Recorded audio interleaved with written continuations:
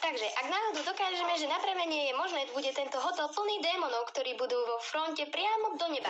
Len potrebujeme... Hej, šéfe, na slovičko. O čo ide?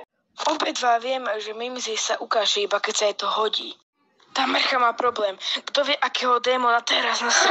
To neviem, s čím som si neporadil. Nemusíš sa báť, Hasker.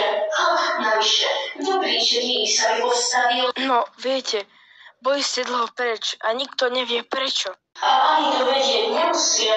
Nemusíš sa obávať, Hasker.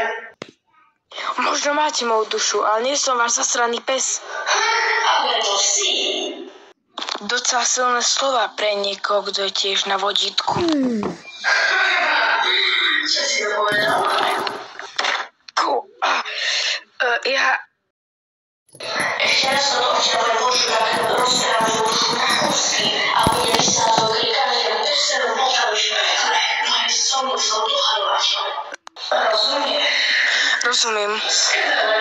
Každopádne dobrý pokec. Je radosť sa s tebou rozprávať.